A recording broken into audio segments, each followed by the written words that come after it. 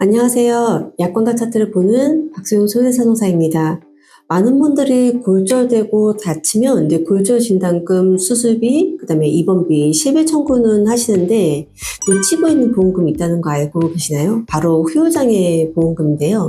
오늘은 후유장애 보험금에 대해서 김두환 손해사정사님과 함께 얘기를 나눠보도록 하겠습니다. 안녕하세요. 안녕하세요. 손해사정사 김두환입니다.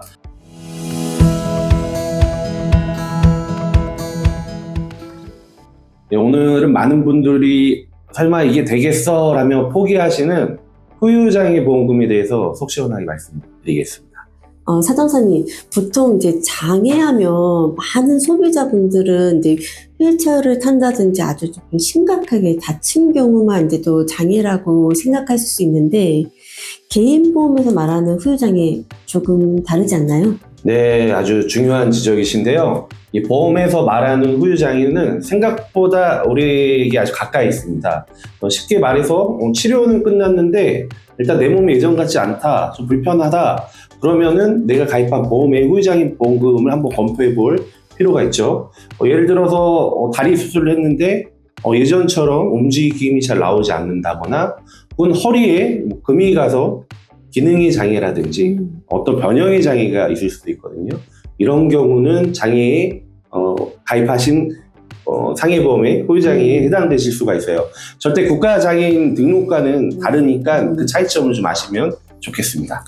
그러니까 완치는 됐다고 봤는데, 비우면 아프고 계단을 오를 때 예전처럼 각도가 안 돼서 올라가지 못한다든지 그런 어떤 기능적 불편함이 남아있다면 한 번은 의심해 봐야 되겠네요. 네, 맞습니다. 특히 팔다리 관절 부위 골절로 수술을 하셨거나 인대 파열로 수술하신 경우 장애 한번 검토를 해보실 대상이 된다고 보시면 좋을 것 같아요. 심지어 수술 안 해도 장애 검토가 가능한 경우가 있는데요.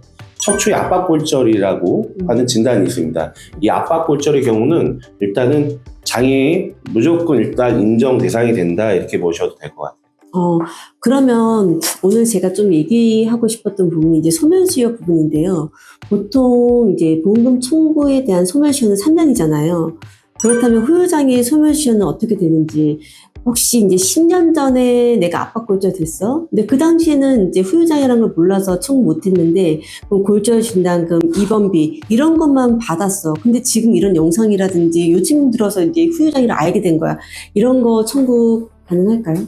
보통은 사고일 기준으로부터 3년이 보험금 청구 시효는 맞습니다. 그런데요, 예외인 경우가 있어요. 후유장애인 경우는 예외입니다. 후유장애인 경우는 그 시작점을 장애 진단을 받게 된 날로부터 보시면 돼요. 최근에 제가 처리했던 좀 사건을 말씀드리면, 진단금 건으로 환자의 차트를 좀 검토하던 중에요. 해당 병원에서 2016년도에 척추골절로 치료하셨던 내용이 있더라고요. 그래서 해당 병원 가서 영상도 봤고요. 영상을 봤더니 보험 약관에 해당하는 장애 상태가 맞았습니다.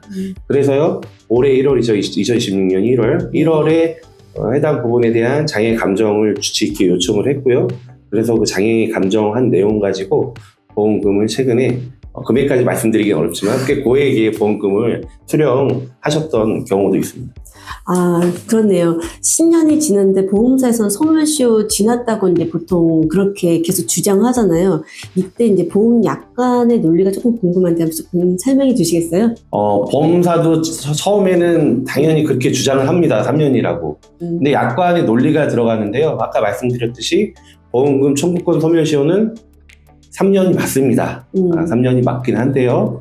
장애의 경우는 말씀드렸던 것처럼 장애 진단을 받은 시점부터 3년으로 기산됩니다. 이거는 법원에서 이미 여러 판례를 통해서 어느 정도 확정되어 있는 내용입니다. 그렇군요. 그러니까 나 이제 장애 남았어라고 이렇게 딱 장애 진단서 도장 딱 찍어준 날을 기점으로 해서 3년을 본다라는 거잖아요. 네, 그렇게 이해하시면 됩니다. 역시 전문가는 다릅니다. 네. 그래서 시청자분들도 이제 병원 가서 저 장애 진단서 써주세요 하면 이제 보통 또 선생님들 또 안 써주시는 경우도 되게 많거든요. 맞습니다. 그런 경우가 저희 질문하다 보면 굉장히 많아요. 안 써주시는 이유 중 가장 큰 거는 내가 치료하는 환자가 장애라니 하고 이렇게 부정하시는 선생님들이 있는데요. 보통 장애 기준이 굉장히 많고요. 의사 선생님들이 뭐 아무리 똑똑하시지만 별도의 보상과 관련된 공부를 하시지 않으신 선생님이라면 사실 장애 진단 자체를 쓰실 줄 모르는 경우도 있고 아예 부정하시는 경우도 있습니다. 예. 그러다 보니까 실제로 주치의 선생님께 장애 요청해서 장애 진단 받는 것이 환자들이 스스로 하기에는 어려운 부면이 있죠. 예, 그러니까 10년 전, 5년 전 시간이 아무리 많이 지난 사건도 만약에 후유장애를 지금 다시 한번 끊는다면 장애 진단금을 받을 수 있다. 네. 그리고 이러한 문제가 해결되지 않다면 이런 전문가한테 의뢰를 한다면 해결할 방법이 있을 수도 있다라는 거네요, 오늘은요. 네, 맞습니다. 네. 네, 오늘 내용이 좀 도움이 되셨을까요? 도움이 되셨다면 구독, 좋아요, 알림 설정 부탁드리고요. 이런 전문가들과 함께 문의해 주신다면 전문가들을 해결해 드릴 수 있을 것 같습니다. 네, 감사합니다. 감사합니다.